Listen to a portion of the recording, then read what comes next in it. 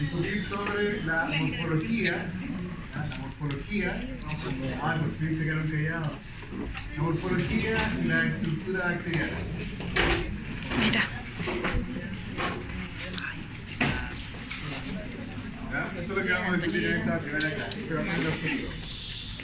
Siempre cuando alguien describe a alguien, cualquier persona, sea probablemente lo primero que le dicen a otra persona es alto, es bajo, qué sé yo. ¿Ya? En el caso de las bacterias, el tamaño de las bacterias puede variar. El tamaño de la bacteria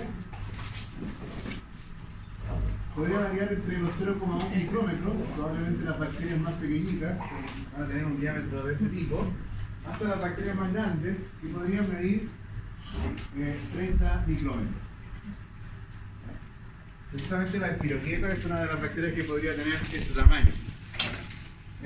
Las bacterias más pequeñitas, 0,1 micrómetro, es un tamaño que en algunos casos es mucho más pequeño que un virus. ¿Ya? Por lo general, siempre tenemos la percepción, desde antes de un curso de microbiología probablemente, que los virus son las partículas más pequeñitas a observar al microscopio, pero hay bacterias más pequeñas que virus. Y hay virus más grandes que bacterias. ¿Ya? Hay muchos virus que se están descubriendo que son propios del océano. Ya han hecho estudios donde se han sacado grandes trozos de témpanos de hielo, y ahí los microbiólogos que estudian, ¿no es cierto?, el medio ambiente se han dado cuenta que han encontrado virus con un tamaño mucho más grande que lo que acabamos de describir. ¿Ya? Más grande, sí, mucho más grande. Por supuesto que son virus que no producen patología en el ser humano o en algunos mamíferos, que nosotros sepamos por lo menos. ¿Ya? Vamos a discutir después de los virus que probablemente muchos cánceres, ¿ya? Muchas patologías de ese tipo tendrían un origen en una infección previa de un virus. Pero como no lo sabemos, no se puede mencionar todavía. Bueno, el tamaño promedio de una bacteria, por lo general la mayoría de ellas va a medir 2 micrómetros.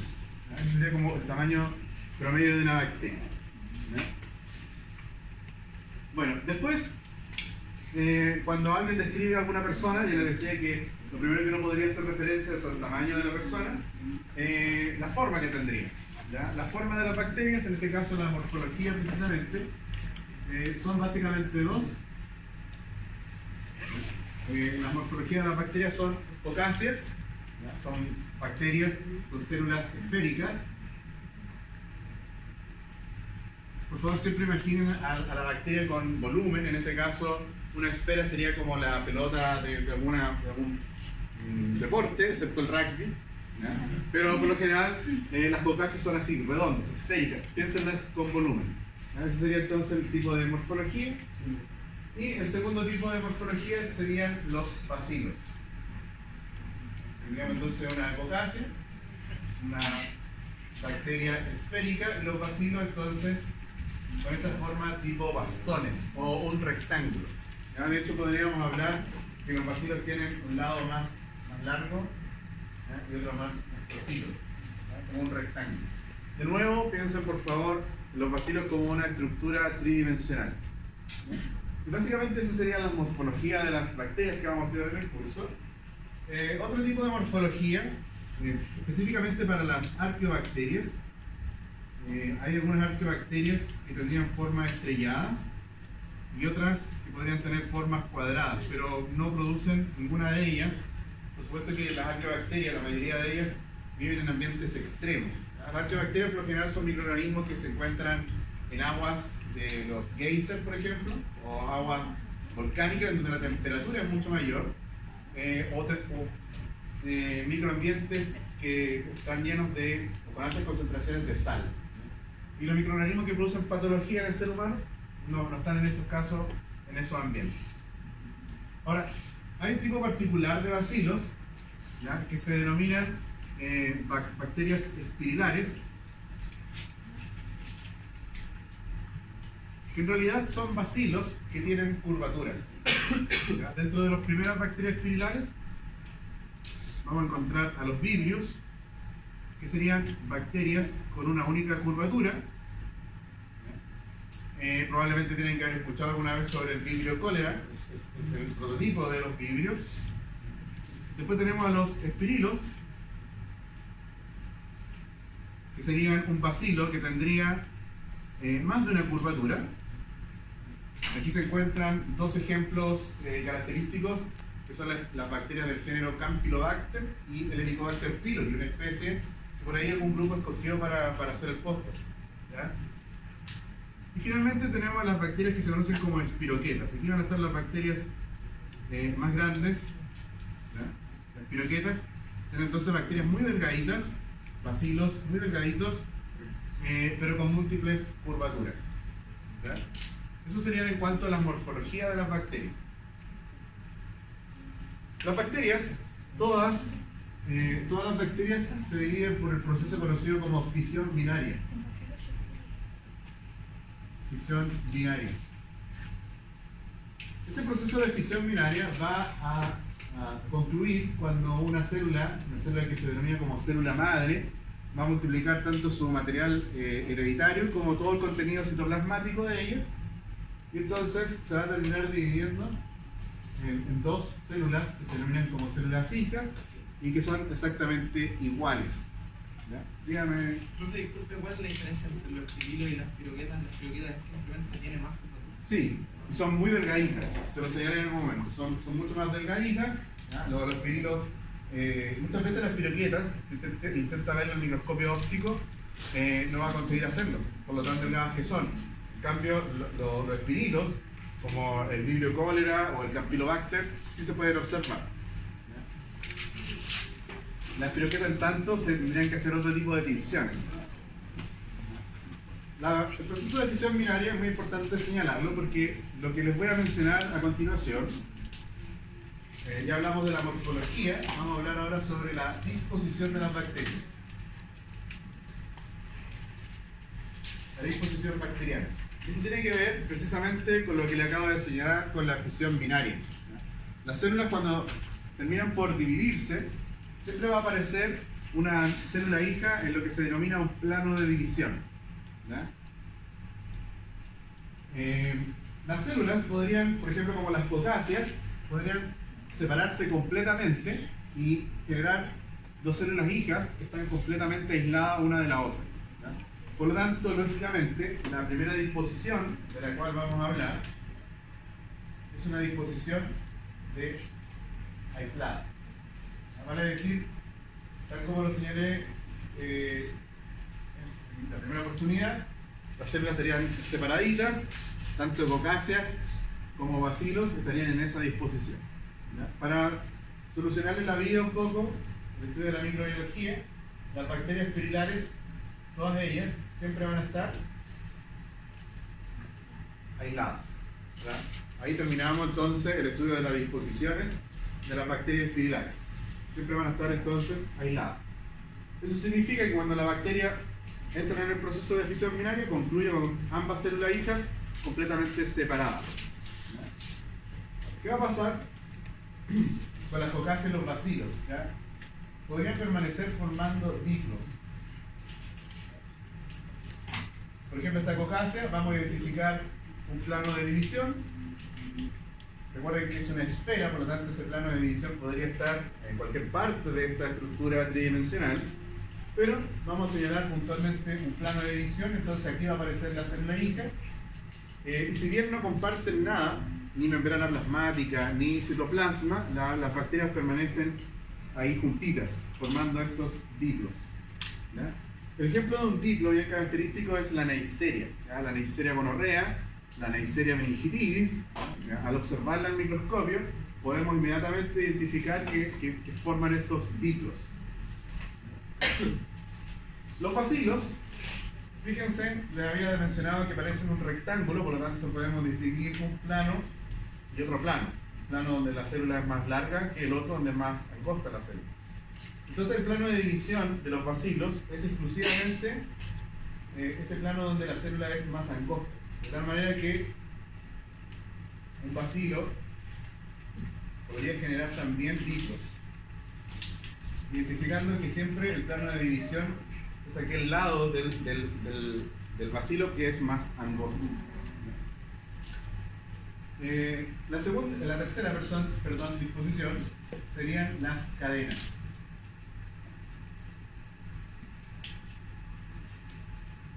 Cocáceas siempre distinguiendo un único plano de división, podrían estar formando entonces cadenas, varias cocáceas juntas una al lado del otro. Esto es típico de los Streptococcus.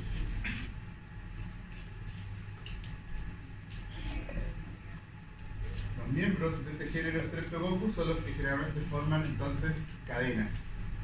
De nuevo, ¿cuántos planos de división hemos señalado?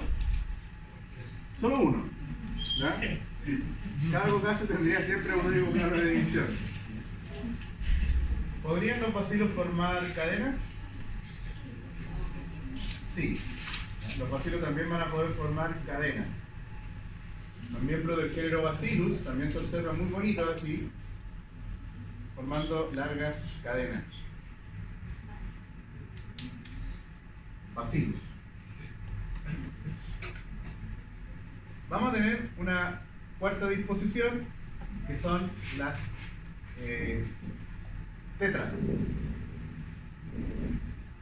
¿Cómo creen que surgen las tétradas? Este prefijo tetra, ¿qué significa? 4, son 4 cocáceas que van a estar asociadas. Por lo tanto, ¿cuántos planos de división vamos a poder distinguir? 2, ¿ya? Fíjense, ahí y aquí, un segundo plano de división. Y eso me va a originar que 4 cocáceas permanezcan entonces asociadas. Recuerden, cuando están formando estas disposiciones las bacterias, ellas no comparten ni membrana plasmática ni citoplasma. Cada célula es completamente independiente de la otra. ¿Podrán los bacilos formar tétradas? No. Sí. No. No, porque les señalé hace un instante que los bacilos tienen un único plano de división, ¿ya? Que es el lado más angosto de la bacteria, ¿ya? Por lo tanto, las disposiciones para los bacilos van a quedar hasta las cadenas, se acabaron. Para las bacterias trilares, ¿dónde se acabaron? En las aisladas, ¿ya? En aisladas. Vamos a continuar porque las siguientes, desde las tétradas en adelante, son exclusivas para las cocáceas, ¿ya? Una quinta disposición son las denominadas sarcinas. Las sarcinas van a aparecer porque se va a adicionar un tercer plano de división que yo lamentablemente no lo puedo dibujar. ¿Ya? Porque el tercer plano de división está hacia adelante de lo que estamos dibujado. ¿Ya? ¿Lo podríamos graficar así? Pero entonces estarían las 4 anteriores. ¿Y dónde está el tercer plano de división? Hacia adelante. Por lo tanto, las otras cocáceas deberían estar hacia adelante. ¿Cuántas bacterias están formando una sarcina? 8 bacterias. Y por último, la última disposición de las cocáceas, que son la disposición que se denomina de racimos. ¿Ya? Los racimos surgen porque una cocácea, en esta estructura tridimensional, podría tener múltiples planos de división. Fíjense. Además, estarían los planos de división, ¿ya? Hacia adelante y también los planos de división hacia atrás. Por lo tanto, perfectamente aparecerían cocáceas por sobre las que ya dibujé y habría cocáceas en el otro lado de la pizarra también, ¿ya? Formarían entonces verdaderos racimos. Cuando ustedes hagan las preparaciones de racimos, como por ejemplo el ejemplo característico es los miembros del género Staphylococcus,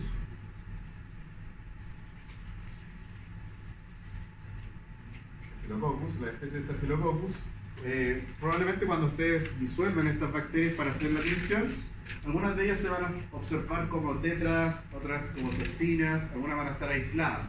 Pero siempre, cuando yo les pregunte por la morfología y la disposición bacteriana, ustedes tienen que mencionar aquella disposición que predomina. ¿Sí? Y estimado, eso es lo que tenemos que decir sobre la morfología y disposición. Hasta aquí nada tan terrible en el curso de microbiología. Vamos a describir ahora a la bacteria, a este organismo procarionte, desde el interior hacia el exterior, ¿ya? Probablemente ustedes tuvieron un curso de biología celular, que era parte de este base científica de la medicina 1, ¿ya? Donde ustedes estudiaron a la célula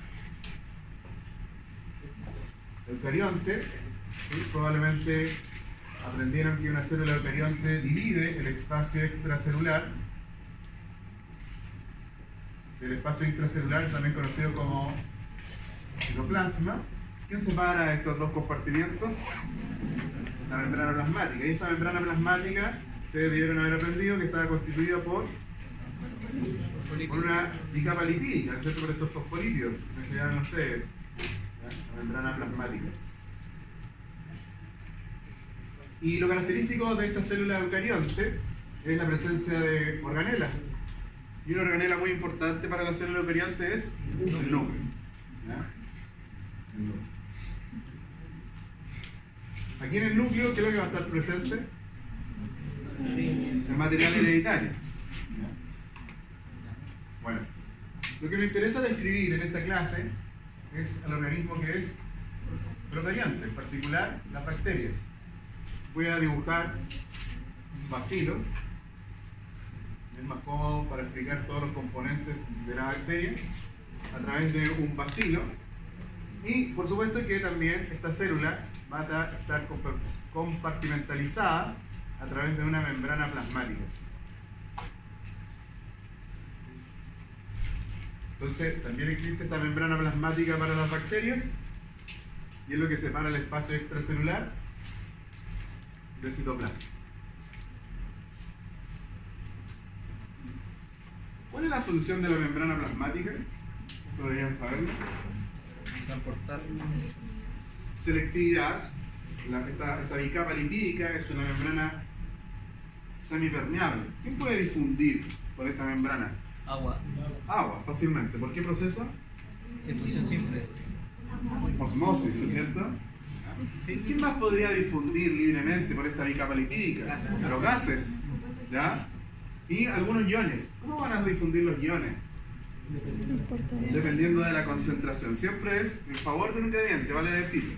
Van a difundir estos iones desde donde estén más concentrados hacia donde estén menos concentrados.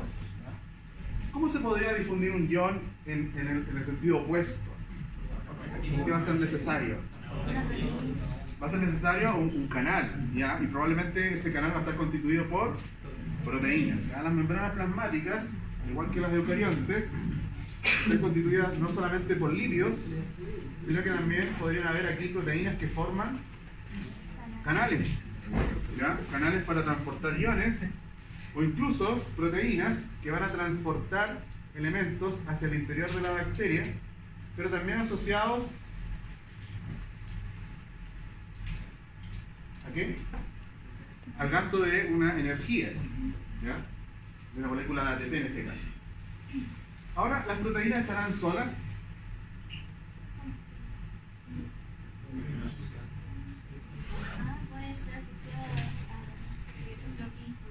Pueden estar asociadas a carbohidratos, muy bien, excelente.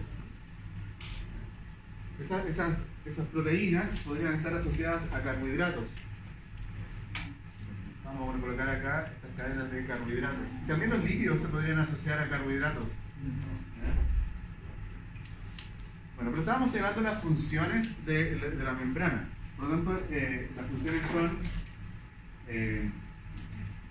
ser semipermeable, va a permitir el transporte, pero la membrana plasmática de las bacterias se va a encargar de algo sumamente importante también, que lo vamos a ver en la próxima clase, que es la obtención de energía. ¿Sí? Los procesos de respiración celular en las bacterias van a ocurrir en la membrana plasmática. ¿Ya? Función que en la célula eucarionte, ¿a quién se le atribuye? Las mitocondrias. Excelente. De ahí surge la teoría endosimbionte de que probablemente la mitocondria de la célula eucarionte haya sido una bacteria primitiva. ¿Qué tenemos a favor de esta teoría? La membrana interna de las mitocondrias están los elementos que participan en los procesos de respiración celular, ¿ya? Elementos que en la bacteria vamos a encontrar precisamente en la membrana plasmática. Además, las mitocondrias tienen su propio ADN y ese ADN es circular y doble hebra. ¿Cómo creen que va a ser el ADN de las bacterias? circular y doble hebra también. De tal manera que esos son, ¿no es cierto?, elementos que hacen pensar en esta teoría endosimbionte, en donde probablemente esta mitocondria proviene de una bacteria primitiva. ¿Ya? Pero no hemos llegado al ADN todavía bacteriano. ¿Ya? Vamos a buscar en un instante. El ADN bacteriano.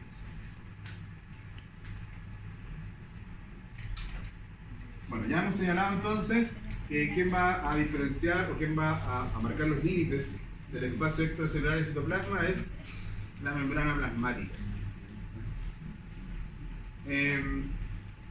Vamos ahora entonces de lleno al ADN. Ese ADN, tal como se lo acabo de señalar, es de doble hebra. Está enrollado, no lo voy a hacer enrollado para que lo entiendan. Un ADN entonces circular.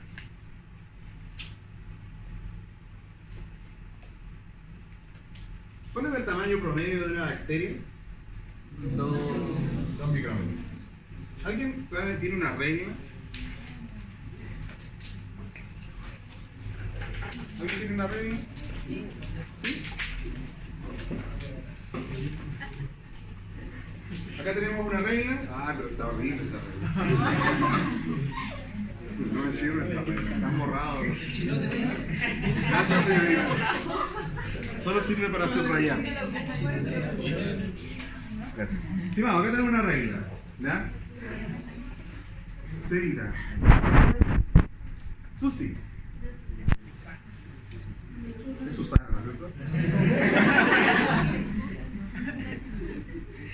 ¿Podría usted señalar ahí en la regla 2 micrómetros?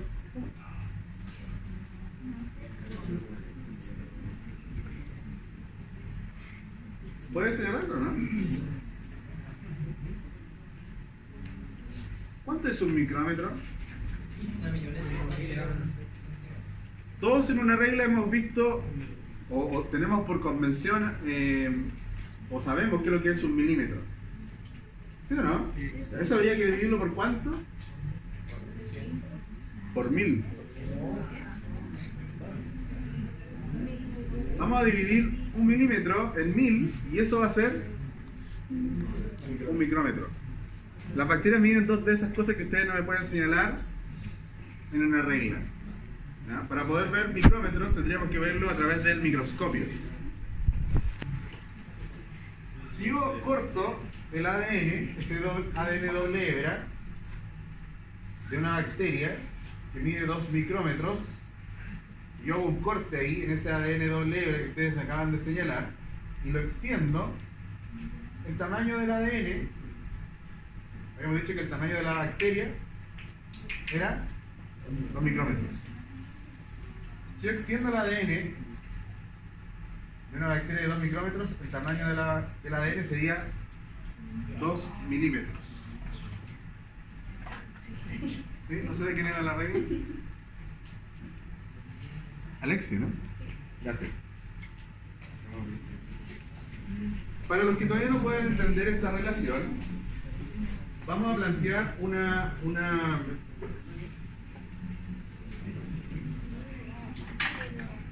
bacteria que en realidad no existe. ¿Cuál es el tamaño máximo de una bacteria? 30 micrómetros. Vamos a señalar qué pasaría si existiera una bacteria mutante que pudiera medir 2 milímetros. ¿Cuál sería el tamaño del ADN de una bacteria de 2 milímetros? Porque si existe una bacteria de 2 milímetros, todas la podríamos ver a simple vista. ¿Sí o no? Ya. ¿Cuál sería el tamaño de la hebra de ADN? No tanto. 2 metros. ¿Sí? Entonces, para los que todavía no lo ven, 2 metros sería más o menos eso. Ese sería el ADN. Y el ADN de la bacteria, que mide 2 metros, recuerden que es circular, doble hebra, el ADN tendría que compactarse esos 2 metros y caber ¿dónde? En 2 milímetros de bacteria. ¿Se imaginan haciendo eso? Es el mismo ejercicio que tienen que hacer para colocar 2 milímetros de ADN, ¿dónde? 2 micrómetros. ¿Ya? Esa sería la misma relación.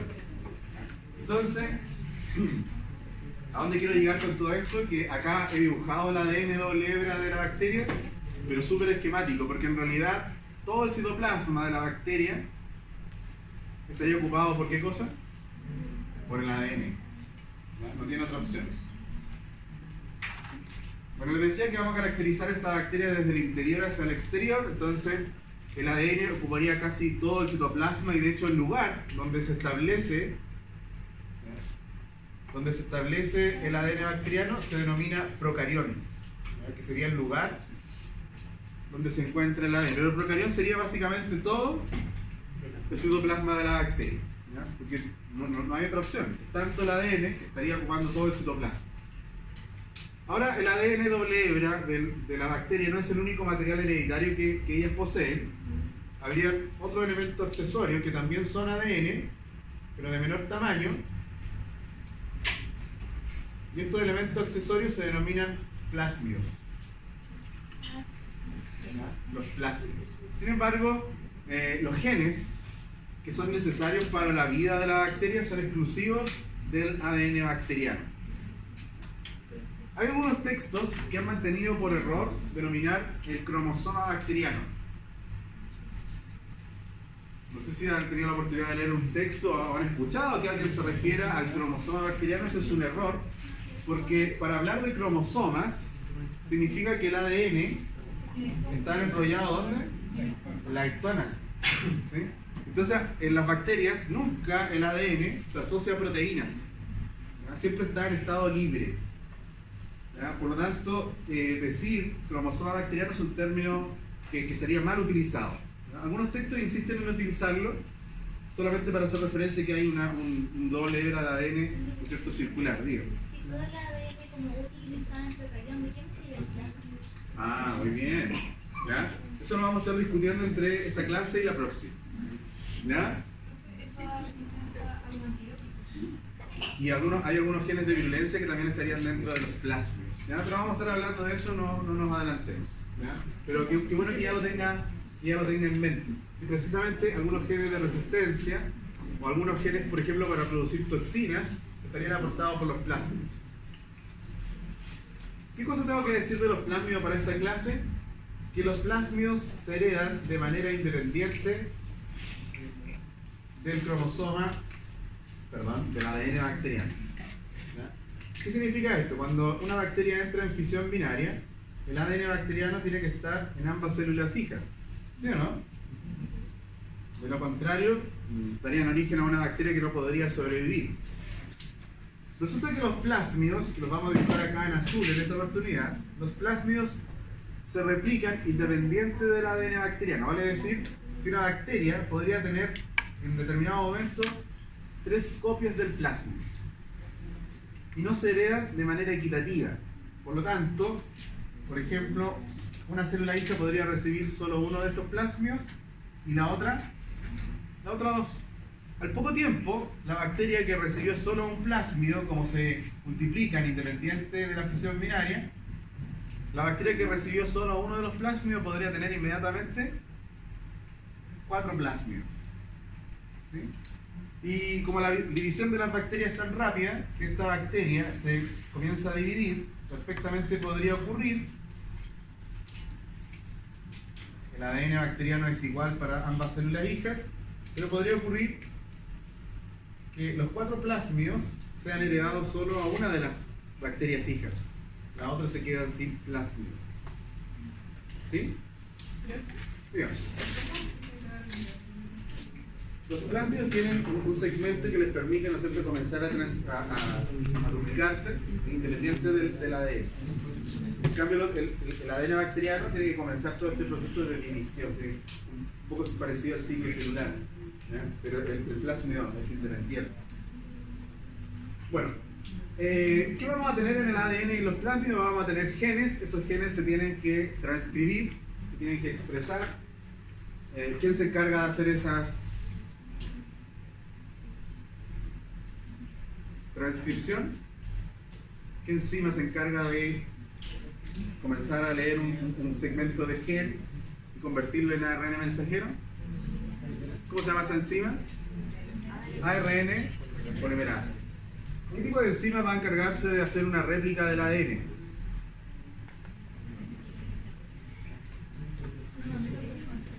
Una ADN polimerasa.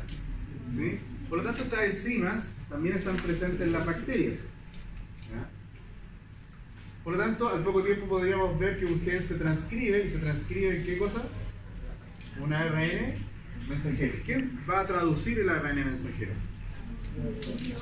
Los ribosomas. Por lo tanto, los ribosomas también son elementos que deberían estar en las bacterias. ¿Ya?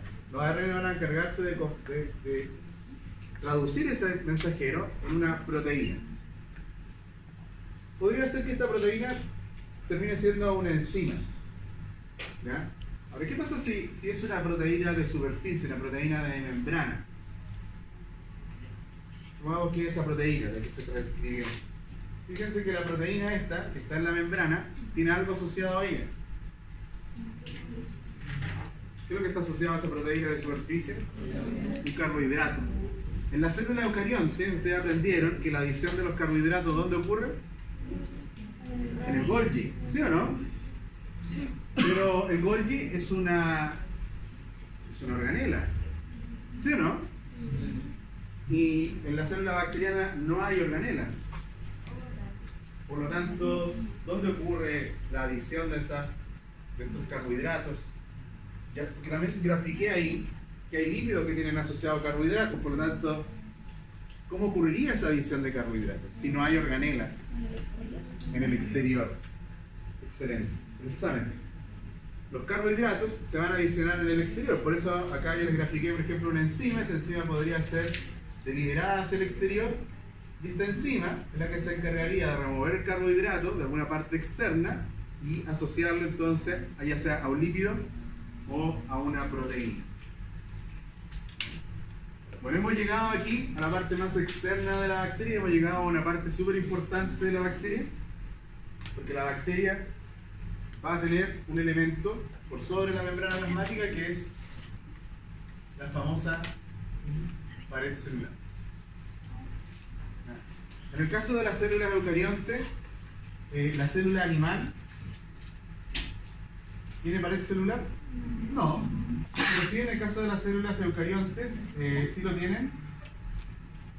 La célula vegetal y también los hongos. La célula vegetal y los hongos serían o portadores de una pared celular. Las bacterias, en este caso, tienen pared celular. El componente principal de la pared celular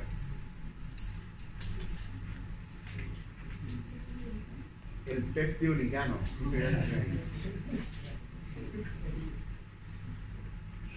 El peptidoligano. Ese sería el componente principal de la pared celular de las bacterias. Tal como lo dice el nombre, habría un componente peptídico y un componente de carbohidrato. ¿Ya? El componente más importante de este peptidoligano es la parte de carbohidratos. ¿Qué vamos? ¿Vamos bien o no? Nos veo aburridos. Hay gente que se está quedando dormida. ¿Sí? El peptidoligano. Vamos a hablar entonces sobre este componente. Producto de la presencia de una pared celular, a las bacterias las vamos a clasificar en tres tipos. ¿Ya? Las bacterias gram positivas, las bacterias con pared gram negativa, las bacterias con pared ácido alcohol resistente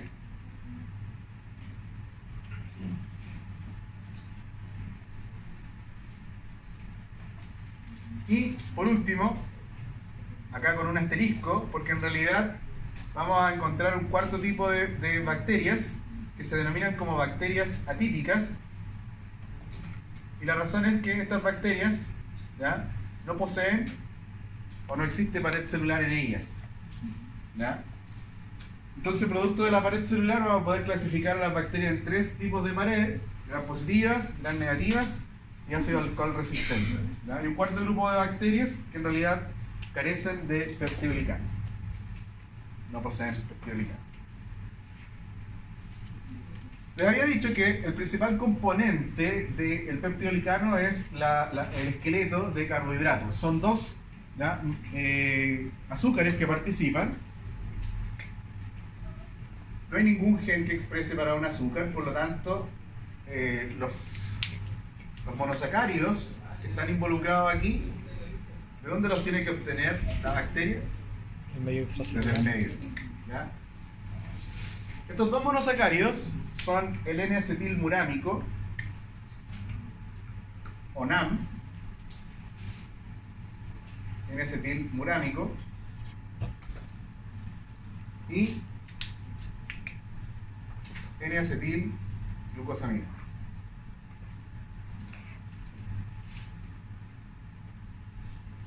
Entonces la bacteria, para formar su pared celular, tiene que absorber estos monosacáridos desde el medio. ¿Qué va a ocurrir con estos monosacáridos? Por supuesto que para poder ingresarlos tienen que haber proteínas transportadoras, pero no es lo importante en este caso. ¿Qué va a ocurrir entonces con los monosacáridos? La bacteria los va a unir. Va a formar entonces, si se están uniendo dos monosacáridos, ¿qué se está formando? Se está formando un disacárido. Sí. Ahora fíjense, la bacteria tiene que absorber los monosacáridos hacia el citoplasma. ¿Y dónde está ubicada la pared celular? En el exterior, ¿no? Bueno. Al NAM, recuerden que el NAM lo grafiqué en azul.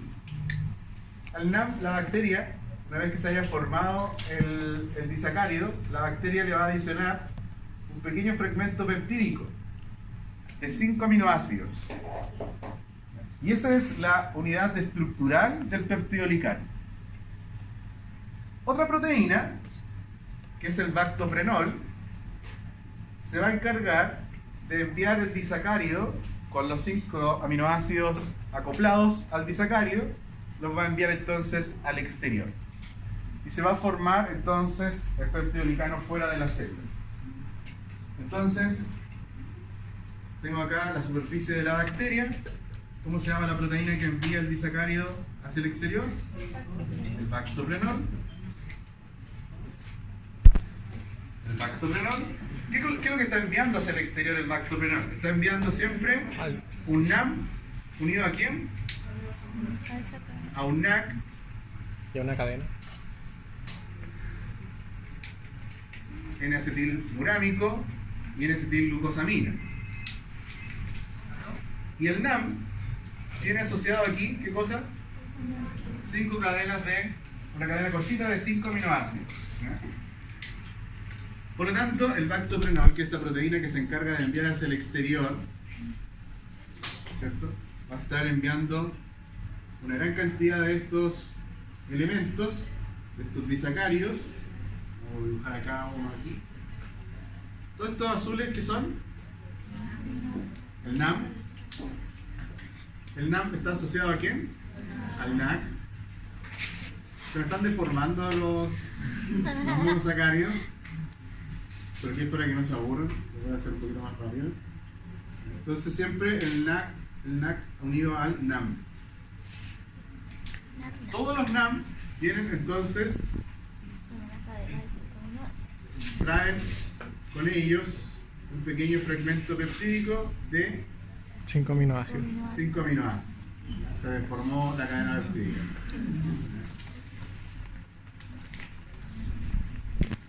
¿Qué va a ocurrir? Van a participar dos enzimas. La primera de ellas se la voy a mencionar porque cuando tengamos la clase de antibióticos son súper importantes. Una primera enzima se denomina transglicosidasa. Y esta enzima, ya que se denomina transglicosidasa, ¿qué creen qué función va a cumplir esa transglicosidasa? Va a comenzar a unir los disacáridos. Piensen ustedes que hacia ambos lados hay más disacáridos y por lo tanto la transglicosidasa está encargándose de unir los disacáridos y por lo tanto se forma el esqueleto del peptidolicano. Se acaba de formar el esqueleto. Otra enzima, que es la transpeptidasa, ¿cuál será la función que va a tener? Añadir. Esta enzima, que se denomina transcriptidasa, Unir los péptidos de 5 aminoácidos. la transcriptidasa va a encargarse de alguna manera, todas estas cadenas que yo he dibujado paralelas, ¿no es cierto?, las va a unir. ¿Qué es lo que va a hacer la transcriptidasa? Va a cortar el último aminoácido de todas estas cadenas, va a sacar el último aminoácido y va a conectar. Ese aminoácido queda libre, la bacteria podría absorberlo nuevamente, queda libre el último aminoácido, ya no nos interesa, pero la bacteria se va a encargar de unir ese cuarto aminoácido con el cuarto de la cadena paralela. Y así entonces el peptidoglicano queda estabilizado. Tanto que lo que ocurre, se va el cuarto aminoácido, perdón, el quinto, y las cadenas entonces de peptidoglicano quedan estabilizadas una con otra. Y así es como se forma entonces el peptidoglicano. Ahora, tenemos tres tipos de pared celular, que son las que vamos a describir a continuación. Tenemos una bacteria que es gram positiva.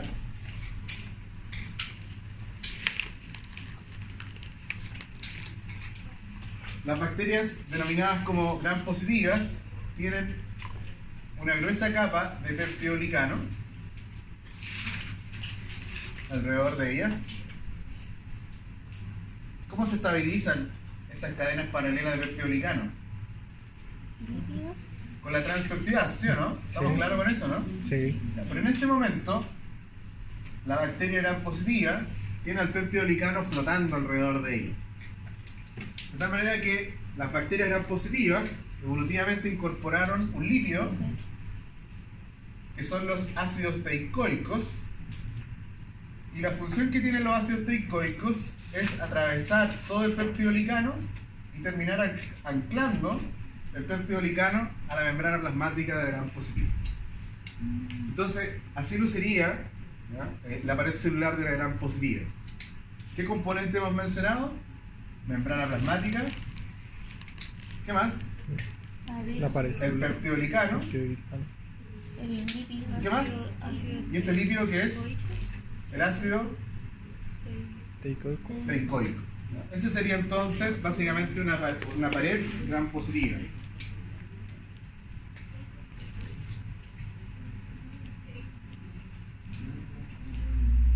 Vamos a caracterizar entonces cómo es la pared de una bacteria gram negativa, ¿ya? Una bacteria gram negativa también puede dibujar acá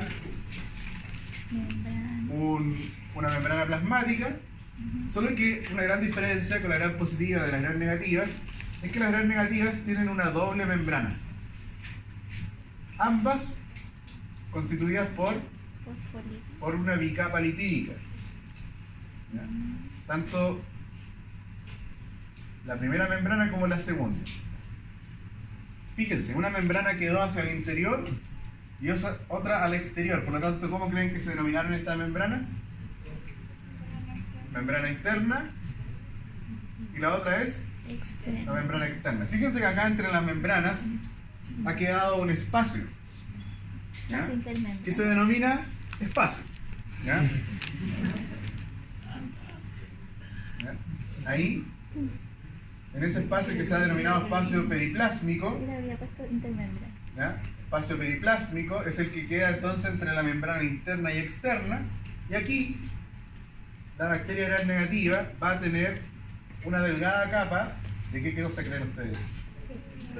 De peptidoglicano. ¿Cómo van a estar estabilizadas estas cadenas paralelas de peptidoglicano? Con las Por la enzima transpeptidasas. transpeptidasa. Ahora, ¿será necesario que este peptidoglicano esté anclado a la membrana interna? No. No, porque el peptidoglicano de la gram negativa no puede escapar, está retenido por la membrana externa. De tal manera que los ácidos teicoicos son un elemento propio de la pared gram positiva, ¿ya? Ahora, eso sí, en esta bacteria gram negativa van a existir unos lípidos que sobresalen, ¿ya? Ustedes saben que los fosfolípidos que están en las membranas plasmáticas no son todos del mismo tamaño. Va a ocurrir así entonces con esta bacteria gram negativa. Hay un lípido que es de mayor tamaño que el resto. Ese lípido se llama lípido A.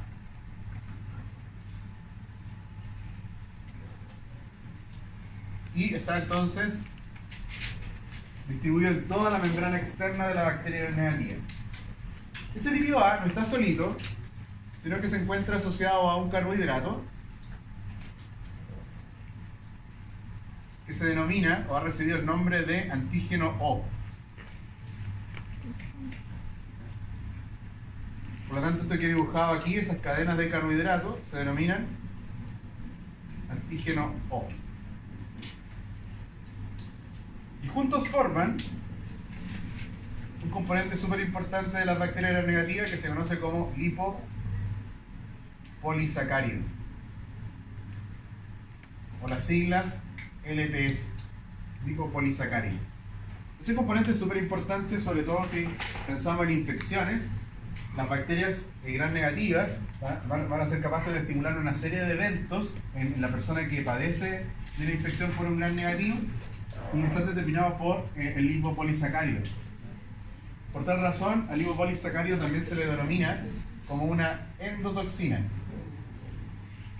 Vamos a hablar sobre eso más adelante, ¿ya? No nos preocupemos todavía de esta endotoxina. Hay una tinción que la vamos a hacer en el laboratorio, que es la tinción que se denomina tinción de Gram. Esta tinción de Gram permite diferenciar los dos pares celulares más importantes de las bacterias, en donde las bacterias Gram positivas se van a observar de color azul o morado, en tanto que las bacterias Gram negativas se van a observar de un color rojo o rosado, dependiendo de la percepción de cada persona. ¿Ya? Esta tinción la vamos a practicar en el laboratorio más adelante, en unas sesiones más adelante, y ustedes van a comprobar, ¿no es cierto?, la diferencia entre una pared Gram positiva o negativa. Esta tinción de Gram no sirve para identificar a las bacterias con pared que se denominan como ácido alcohol resistente. ¿Ya? Ejemplos de las bacterias ácido alcohol resistente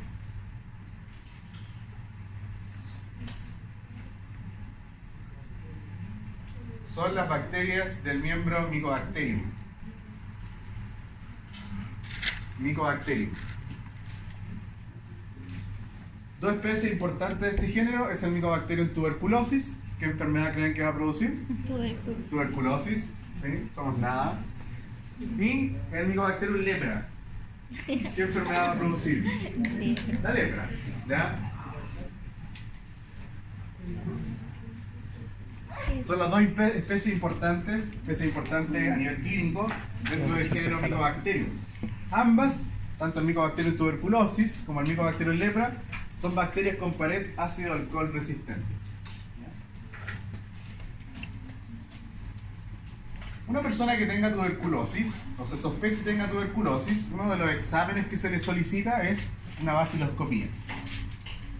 ¿Ya? La baciloscopía consiste en, mediante algunos masajes kinésicos, obtener una muestra de expectoración. Se le va a pedir al paciente un pollito, básicamente. ¿Ya? Eso es lo que tiene que generar el paciente, y en un portaobjeto se va a colocar esa flema, ¿ya? Se va a hacer un extendido y se va a hacer una tinción que se denomina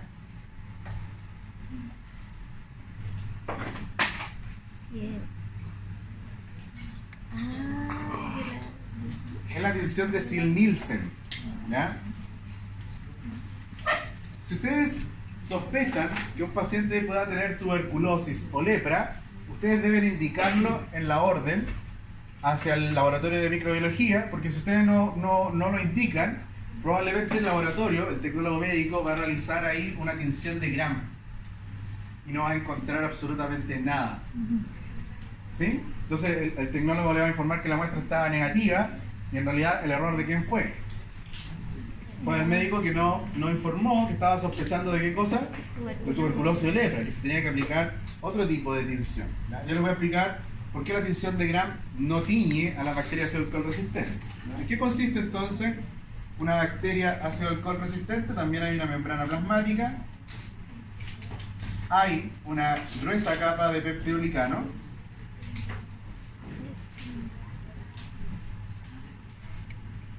pero por sobre esta pared de peptidolicano, hay unos lípidos, hay varios de estos lípidos que se extienden durante toda la membrana. Y estos lípidos, ¿ya?, es un lípido que se conoce con el nombre de ácido micólico. Entonces, este ácido micólico hace a estas bacterias impermeables a la mayoría de los colorantes, incluidos los colorantes que se utilizan durante la tinción de Gram, ¿ya? Entonces, en una pared de ácido alcohol resistente hemos mencionado una membrana plasmática, hemos mencionado la presencia de peptidolicano, pero también la presencia de un lípido que es el ácido micólico. De hecho, el 70% de la pared celular de una bacteria ácido alcohol resistente corresponde a este componente que es el ácido micólico. ¿Qué pasa con el ácido micólico? El ácido micólico se comporta como una verdadera cera alrededor de la bacteria que hace impermeable que los colorantes ingresen. Ahora, les he dicho que en la tinción de Ziel-Nielsen sí es posible colorear estas bacterias, porque en este procedimiento, yo les decía cuál era la muestra para el caso de tuberculosis, un esputo, ¿no es cierto? Una flema que va a estar en el portaobjeto. Ese portaobjeto se debe calentar. Entonces, ¿qué va a pasar con esta cera que está alrededor de la bacteria? Se va a derretir. Se va a derretir, se va a tornar más permeables ese ácido micólico, y entonces el colorante que se utiliza en la tinción de Ziel-Nielsen es la fucsina. En ese momento, la fucsina puede ingresar al citoplasma de la bacteria. La muestra después se vuelve a enfriar, porque usted aplica la fucsina mientras el frote esté caliente. La muestra después se enfría. ¿Qué va a pasar con el ácido micólico? Se vuelve a reestructurar, vuelve a formar esta cera alrededor de la pared, y las bacterias que se han teñido con esta técnica no se pueden decolorar ni con ácidos ni con alcohol. De ahí el nombre de, ¿cómo se llaman estas bacterias? Ácido alcohol resistente. Una vez que estas bacterias fueron coloreadas, no se pueden decolorar ni con ácidos ni con alcohol. De ahí viene entonces el nombre. Bueno, y el último tipo de pared celular, bueno, en realidad no es una pared celular, sino que son las bacterias atípicas, ¿ya? Las bacterias atípicas tienen una membrana plasmática muy parecida a la célula humana. Ustedes aprendieron que la célula eucarionte del ser humano y de los animales en general, para aportar rigidez a esta membrana plasmática, ellos incorporan un elemento que es el colesterol, ¿ya? El colesterol de alguna manera da cierta rigidez a la membrana plasmática. Estas bacterias se parecen un poco a la célula animal, en que han incorporado también un elemento que en este caso es el esterol. Este esterol lo obtienen desde el medio y lo incorporan entonces a la membrana plasmática para dar cierta rigidez. Bueno, la principal función de la pared celular es proteger, ¿ya? La principal función de esta pared celular es proteger frente a los cambios osmóticos. ¿Quién no va a tener esa opción de protegerse de los cambios osmóticos? Serían las bacterias atípicas. Pero ojo, que estas bacterias no tienen peptidolicano. Vamos a tener una clase de antibióticos y ustedes se van a dar cuenta que hay una gran cantidad de drogas que están dirigidas contra las bacterias, que están dirigidas precisamente a la síntesis del peptidolicano. La penicilina es una de ellas. Y estas bacterias que no tienen peptidolicano son 100% resistentes a todas, ¿no es cierto?, las drogas que tengan el anillo beta-lactámico, que es propio de la penicilina. Ustedes no podrían tratar una infección por este tipo de bacterias con las drogas que utilizan normalmente para Gram positivos y negativos, porque estas bacterias no tienen ese componente, ¿sí? Son 100% resistentes. ¿Quiénes están dentro de este grupo? Los micoplasmas. Toda la especie del género Mycoplasma. Toda la especie del género Mycoplasma estarían entonces dentro de este grupo. ¿Cómo vamos hasta aquí, estimados? Bien. Tengo una pregunta. Dígame. ¿Cómo se llama el tinte del Gram positivo o negativo? Para teñir estas bacterias utilizamos primero cristal violeta, después utilizamos lugol y después utilizamos safranino. Ya, y si por ejemplo yo tomo se me olvidó el nombre, la ácido alclorhídrico y le pongo calor, entonces se derrite esa celita que queda. ¿Por qué no penetra ninguna de ellas? ¿No puedo tener como practicar? Nunca lo he hecho, porque las técnicas están súper bien establecidas. Pero yo me imagino que si usted derrite el ácido micólico y aplica algún colorante, igual va a ingresar. Ahora, ¿cómo surgen las técnicas? Alguien las inventó hace tiempo. Probablemente alguien probó calentar la bacteria y comenzó a agregar colorantes y se dio cuenta que a lo mejor el más apropiado para teñirla era la fucsina. Pero probablemente si uno hace la prueba podría utilizar cualquier otro colorante, hay un montón. Claro, se podría, pero yo me imagino que esta persona que hizo esa publicación tiene que haber probado diferentes colorantes y haber determinado que la fucsina, sí, yo no lo sé, tendríamos que retroceder en el tiempo, qué sé yo, o revisar aquella publicación que es muy difícil encontrarla, porque hoy día ustedes las publicaciones científicas tienen acceso a través de internet, pero aquellas que son muy antiguas, usted tiene que ir a la universidad que la publicó, la hoja puede estar que se cae, ¿no es cierto? No sé, es más complejo, pero sí, tiene razón. Sí, si nosotros calentamos la muestra, me imagino que podríamos aplicar cualquier colorante y que quede teñida. Pero... Como para detectarla, digo yo, porque como dijimos que era solo tinción. Sí, pero por ejemplo, en la técnica de tinción de Gram, ningún paso incluye calentar la muestra. ¿Me entiendes, no? Sí. No resultaría. Ya, estimados, vamos a hablar de otras cosas para las bacterias.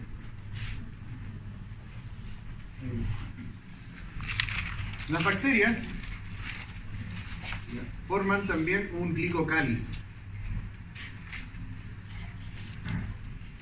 Ese glicocáliz, que es un componente principalmente de carbohidratos, está por sobre la pared celular. ¿Ya? El glicocáliz de la bacteria, que son carbohidratos que la bacteria secreta hacia el exterior, podría surgir de dos maneras. El glicocáliz de la bacteria podría formar lo que se conoce como una biopelícula o una cápsula. ¿Cuál sería la diferencia entre estos dos tipos de glicocáliz? En el caso de la biopelícula, los carbohidratos, recuerden que les dije que estábamos caracterizando la bacteria desde el interior hacia el exterior. ¿Ya? El glicocáliz estaría por sobre la pared celular. Aquí en este ejemplo estoy obviando el tipo de pared celular, ¿ya? No lo estoy graficando. Entonces, una biopelícula sería una serie de carbohidratos, ¿ya?, entrelazados de manera desorganizada, que formarían una verdadera malla alrededor de la bacteria. Un ejemplo de un glicocáliz, el sarro de los dientes. ¿Sí? Cuando una bacteria se fija sobre el esmalte dental, la mayoría de las que se fijan ahí, comienzan a secretar una serie de carbohidratos y proteínas que comienzan a formar este enmarañado de componentes y que sirven, ¿para qué? Para retener en esta red otras bacterias. ¿Qué van a comenzar a hacer estas otras bacterias? Van a comenzar a secretar un glicocáliz. Ahora, ¿se imaginan que esto es tridimensional? ¿Será igual de accesible eliminar a las bacterias que están en la superficie que aquellas que están en la zona más profunda de esa biopelícula? No, no es lo mismo. De la manera que el glicocáliz de las bacterias, estas biopelículas, es un mecanismo que las bacterias poseen para defenderse de agentes externos. ¿Ya? En las cañerías e incluso en las sondas, antiguamente, hoy en día las sondas y los catéteres que se utilizan en clínica se hacen con materiales que eviten la formación de biopelículas. Porque precisamente en estas sondas o catéteres podrían haber ingresado un montón de infecciones intrahospitalarias a un paciente que estaba siendo tratado por cualquier otra cosa. ¿Ya? Entonces, hoy en día los materiales con los que se construyen ese tipo de materiales son materiales que evitan la formación de biopelículas. Y por otro lado, algunas bacterias comienzan a secretar carbohidratos que se comienzan a estructurar de manera muy organizada. Parece una estructura muy sólida. Acá solamente de manera esquemática, estos carbohidratos. Y estas bacterias entonces van a formar la cápsula. Las cápsulas de las bacterias van a inhibir los procesos de fagocitosis. las células fagocíticas de nuestro organismo, como los macrófagos, los neutrófilos, ¿ya? O las células dendríticas, se van a ver inhibidas en su función fagocítica si la bacteria posee una cápsula. Entonces, las bacterias que poseen cápsulas son mucho más virulentas de aquellas que no la poseen. Las bacterias se movilizan. ¿Hacia dónde creen que se movilizan las bacterias? Hacia donde hay un alimento. ¿Ya? La célula eucarionte, probablemente ustedes aprendieron que las células que son móviles lo hacen a través de un flagelo. Y ese flagelo está rodeado por una membrana plasmática. ¿Y qué constituye ese flagelo? Son los microtúbulos. ¿Ya? Que si ustedes hacen un corte y observan el flagelo de una célula eucarionte, debieran ver esta configuración de, ¿cuánto es? 9 más 2, en donde hay 9 pares de microtúbulos en la periferia y uno central. ¿Sí? Entonces, el citoesqueleto de la célula eucarionte constituye el flagelo de la célula eucarionte. Ahora, algo importante de la célula procarionte es que esta célula procarionte no posee citoesqueleto. ¿Ya? No tiene citoesqueleto. Entonces, imposible que un flagelo surja a partir de un microtúbulo. Eso no lo posee la bacteria. Sin embargo, las bacterias poseen flagelo. Y ese flagelo le va a permitir movilizarse hacia donde existe una fuente de alimento. ¿Ya? Hace un tiempo atrás, unos alumnos de medicina en los seminarios hicieron esta bacteria que muestra cómo ocurre el movimiento del flagelo de la bacteria. ¿Ya? Y entonces la bacteria, por este flagelo, se va a movilizar desde un lugar hacia donde exista una fuente nutritiva. ¿Ya? Otra vez. Sí. Bueno, ¿cómo es el flagelo de las bacterias? Como un ganchito. La proteína que forma los flagelos, ¿ya? Recuerden que no puede existir acá un citoesqueleto, hay una proteína que forma los flagelos y es muy fácil el nombre. Y el nombre de esa proteína es la flagelina. ¿Ya? Estas proteínas se van a asociar para formar en las bacterias gram positivas un disco que se va a insertar en la membrana plasmática. Y estas proteínas de tipo flagelina son proteínas motoras. Hay diferentes tipos de flagelinas. Las primeras son proteínas motoras, vale decir, van a utilizar ATP para poder dar el movimiento al flagelo. Después, otro tipo de proteínas de tipo también flagelinas se van a asociar para formar un componente aquí un poco más grueso del flagelo que se conoce con el nombre de gancho. Y posteriormente va a haber un filamento que es mucho más delgadito. ¿Ya? Entonces tenemos tres componentes del flagelo bacteriano. Primero tenemos el disco, donde van a estar las proteínas flagelinas de tipo motora, el gancho y el filamento. Estos tres componentes terminan formando, ¿qué cosa? El flagelo. Ahora, ¿qué va a pasar con las bacterias gram negativas? La principal diferencia radica en que una bacteria gram negativa, ¿qué es lo que la diferenciaba de la positiva? Que tiene dos membranas. Entonces estos discos con proteínas motoras se insertan dos veces, simplemente.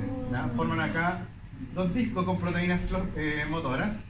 ¿Ya? El gancho también aparece y después vendría el filamento. ¿Ya? Esa sería como la diferencia entre el flagelo de una bacteria positiva o negativa. Gracias al flagelo, solo en los bacilos podemos clasificar a las bacterias según el tipo de flagelo. ¿Ya? Solo en los bacilos, ya se van a dar cuenta por qué, hay bacilos que carecen de flagelos. ¿Ya? Y se denominan como bacterias átricas. ¿Ya? Ese prefijo A siempre nos está indicando ¿qué cosa? Sin. ¿Ya? En este caso, sin flagelo. ¿Ya? Otros bacilos podrían tener un solo flagelo y se denominan monótricas. ¿Ya? ¿Cómo sería el flagelo anfítrico?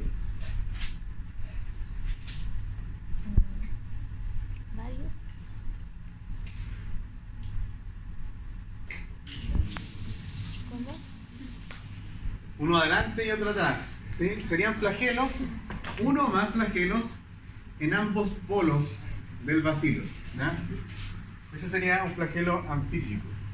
Y un flagelo lofótrico, En varios lados. En un solo lado, pero varios. sí, excelente. No sé cómo lo dedujo, pero sí, son varios flagelos, pero en un solo lado de la bacteria. Y por último, tendríamos a las bacterias que se denominan perítricas. ¿Ya? Las bacterias perítricas. Esto significa que la bacteria tendría flagelos, ¿ya?, en toda la superficie, incluidos flagelos hacia dónde? Hacia adelante y también Hacia posterior. hacia atrás. Toda la superficie de la bacteria estaría cubierta entonces por flagelos. ¿Ya? Además de los flagelos, las bacterias cuentan con algunos elementos de fijación. ¿Ya? Voy a aprovechar a la bacteria perítrica para explicar lo siguiente, para que no lo confundan. ¿Ya? Las bacterias tendrían algunos elementos que sobresalen sobre la pared celular, inclusive, que son las fimbrias. ¿Ya? Las fimbrias son más cortas que los flagelos, pero son elementos de adherencia. ¿Ya? Entonces esto que he dibujado en color rojo, ¿serían qué cosa? Fimbrias. Fimbrias. Sirven para adherirse. ¿Ya? La proteína que hace parte de una fimbria, la del flagelo, ¿cómo se llamaba? Flagelina. ¿Ya? La de las fimbrias se denomina pilina. ¿Ya? ¿Ya? Ahora, ¿por qué el nombre de pilina? Porque esta proteína pilina, en el caso de algunas bacterias, puede formar un órgano de reproducción, ¿ya?, que se denomina pili. ¿Ya?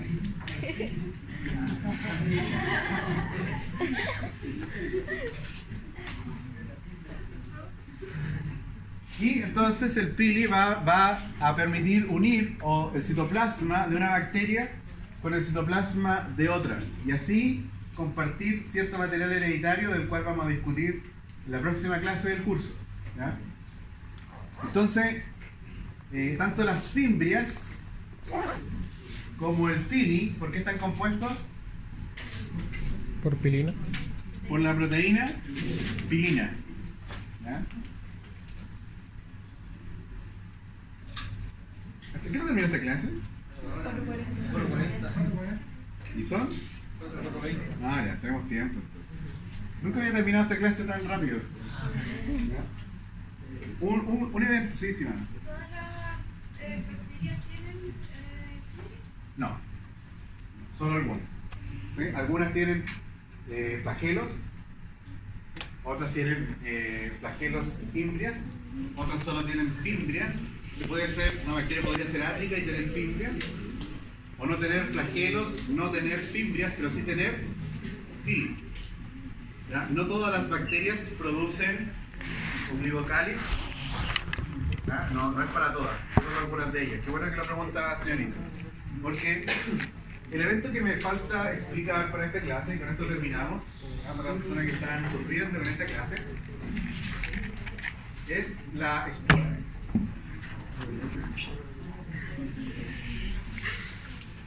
Solo algunas bacterias pueden producir esporas. En el caso de las bacterias que son de importancia clínica, solo hay bacilos.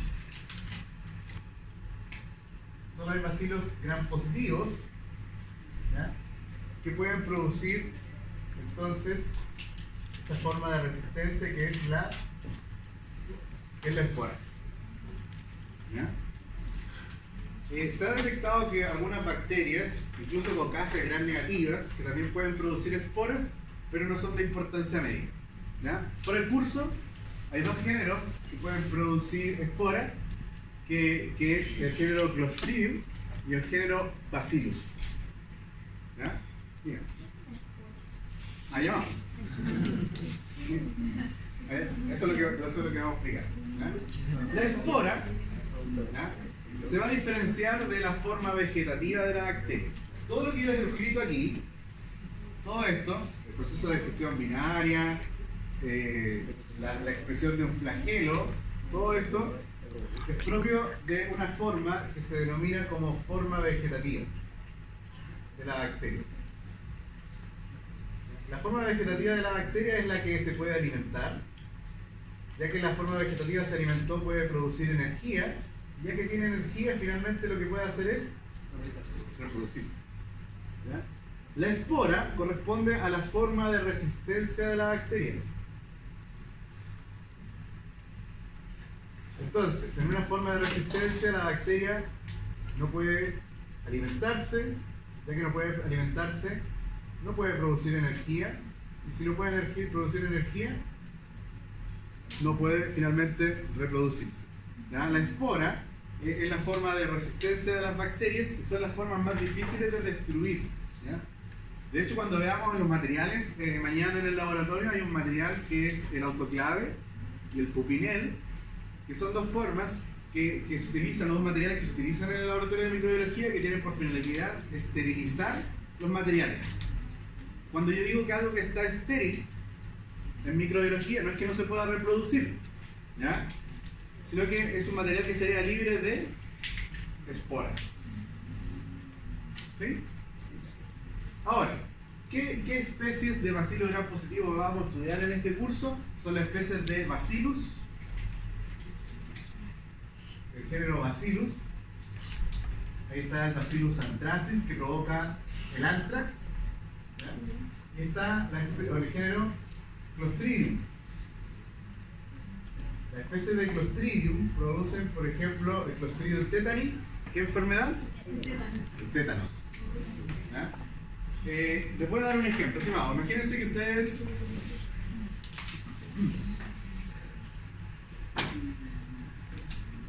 van de carrete de medicina y dicen, oh, vamos a celebrar que todos estamos haciendo microbiología, ¿no es cierto? Y se van a un carrete en la playa, ¿ya? Y llevan sus drogas para allá, ¿ya? Llevan todo el copete que consumen, ¿no es cierto? Y ahí están pasándola todo bien y de repente los ánimos se caldean, ¿sí?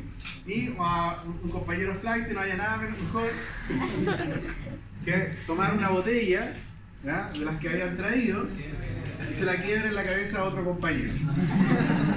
¿Sí? Entonces, bueno, no pasó a mayores, nadie murió en ese viaje, pero sí quedaron en la playa, típico chileno, los restos de vidrio quebrado. ¿Sí?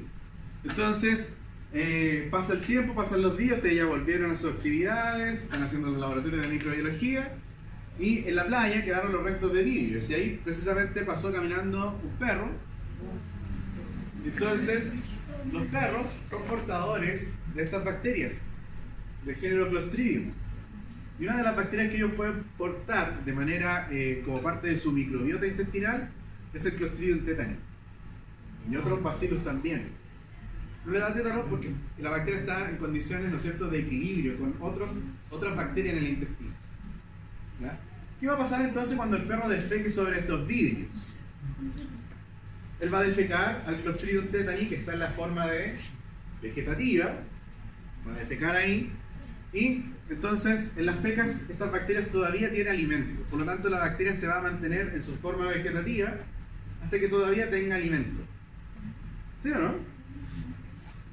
Entonces la feca se comienza a secar, comienza a desaparecer el agua de esa feca, se comienzan a acabar los nutrientes, y por supuesto que la bacteria comienza a entrar en alerta.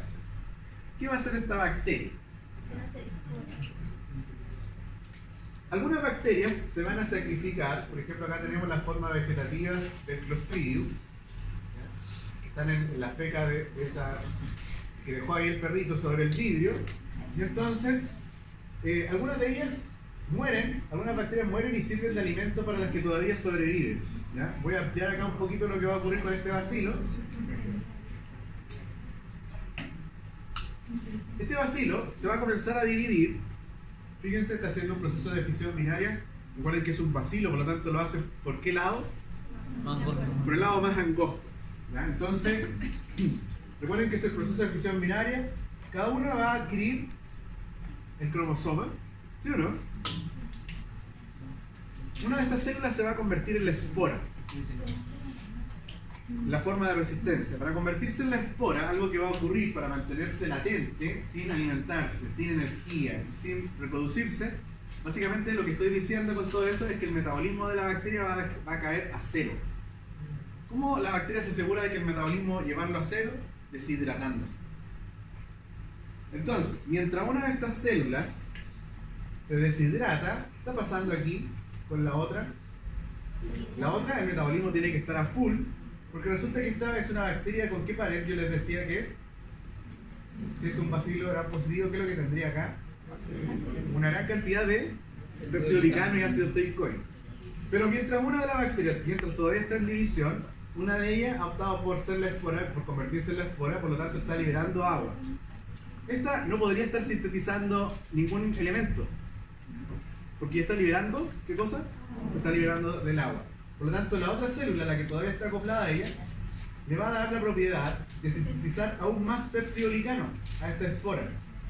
¿Quién está sintetizando todo eso? La célula que se va a terminar sacrificando. ¿Ya? Además, la célula que se está sacrificando va a comenzar a construir alrededor de esta gruesa capa de peptidolicano una pared proteica impermeable que se llama, muy fácil, pared de la espora. ¿Sí? Cuando esto ya esté formado, ¿no es cierto?, se libera la espora deshidratada y la célula que hizo todo el trabajo se muere. Pero quedó formada, ¿qué cosa? Una espora. Una espora que tiene un metabolismo en cero, que no se puede alimentar, que no se puede reproducir, que no puede producir energía. Ahora, ¿por qué pasó eso? ¿Qué le había dicho yo que había ocurrido ahí con las fecas de este animalito? La feca se secó, entonces estas esporas quedaron sobre el vidrio. ¿Ya? Recuerden que el ejemplo que yo les di era del Clostridium tetani. Entonces, las esporas, la gracia que tienen es que pueden sobrevivir por varios años. ¿Ya? Muchos años. Entonces, como esta espora puede sobrevivir por muchos años, ustedes, después de haber terminado la carrera, después de 20 años, por ejemplo, ustedes se comienzan a reencontrar por alguna red social que esté de moda en el momento. Yo creo que Instagram ya desapareció. Y se comienzan a contactar y te dicen, oye, ¿te acordás de ese carrete que fuimos a la playa y todo? Y dicen, podríamos hacerlo de nuevo. Entonces ustedes vuelven a ese carrete, ahora con ya médicos, otro tipo de drogas, probablemente cocaína, ¿no es cierto? Y de nuevo los ánimos se caldean. ¿Sí? Resulta que se pelean, justo estaban carreteando donde dejaron los vidrios, ¿no es cierto?, rotos, que ahí estaba la espora de esta bacteria. Entonces, después de muchos años, estas bacterias podrían reactivarse. ¿Ya? Normalmente se entiende que el Clostridium tetani se adquiere por un clavo oxidado, pero en realidad el clavo podría estar nuevo. ¿Qué es lo que debería estar presente para que ocurra la transmisión, la adquisición de esporas? Eso es importante. Si ustedes pisan un clavo oxidado y no hay esporas, no hay ningún riesgo de teto. ¿Sí? Lo que tiene que estar presente ahí, ¿qué cosa? Espora. Ahora, ¿por qué por lo general es un clavo? Porque en realidad estas bacterias, tanto el Bacillus como el Clostridium, el Clostridium en particular es anaeróbico. Por lo tanto, una rasmilladura en la piel no va a provocar tétanos. La espora tiene que ser llevada a un lugar donde la presencia de oxígeno sea baja. Y eso va a ocurrir en algunos órganos más internos. ¿Qué va a pasar ahí con la espora? La espora va a detectar que hay presencia de alimento y va a comenzar el proceso inverso. La espora va a detectar la presencia de agua primero, se va a comenzar de nuevo a adquirir este vital elemento y va a comenzar a desarrollar el metabolismo. ¿Y esta espora qué va a liberar? Nuevamente después, ¿qué va a dar origen a esa espora cuando encuentre de nuevo las condiciones nutricionales? La bacteria. ¿Va a dar origen? ¿Pero qué cosa de la bacteria? A la forma Vegetativa. vegetativa. ¿Qué va a hacer esta forma vegetativa rápidamente? Va a comenzar a multiplicarse. ¿Ya? Todo este proceso que yo le acabo de describir, ¿ya?, con esa historia ficticia, se llama el proceso de esporogénesis. ¿Ya? Ya estimado, con eso terminamos la clase. No sé si tienen dudas.